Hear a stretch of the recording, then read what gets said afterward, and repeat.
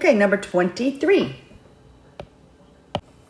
Okay, so the derivative, if this is a 1/2 power, square root is the same as 1/2 power, we're just going to do a power rule. So that'll be 1/2 x to the negative 1/2, which as always, we'll rewrite that as 1 over 2 root x, okay?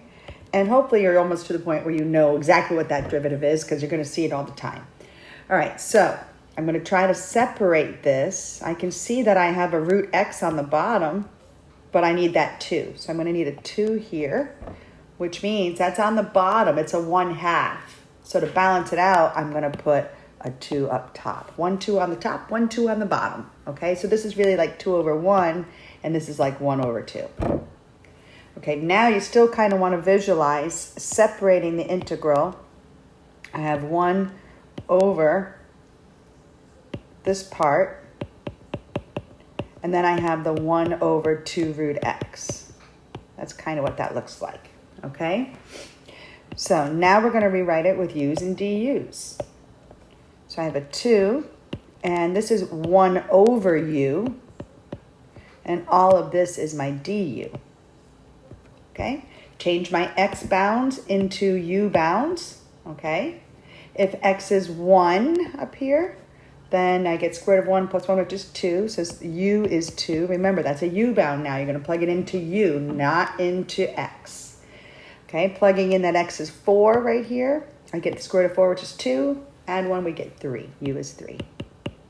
Okay, now integrate. I get 2 natural log of u from 2 to 3. And that's 2 natural log of 3 minus 2 natural log of 2. Now, that may not be the way they write the answer because there's equivalent ways of writing the answers with natural logs. You can visualize factoring out a 2, okay? And this is another possible answer. The next possible answer is subtraction can be rewritten as division. So you can rewrite that as 2 natural log of 3/2. Okay, subtraction can be rewritten as division. Addition can be written as multiplication with natural logs or logarithms. If you don't remember why, way back from Algebra 2, here's why. When we multiply exponents, you actually add those exponents, right? And when we divide exponents, you actually subtract. Well, logarithms are exponents in reverse. So it kind of makes sense that way.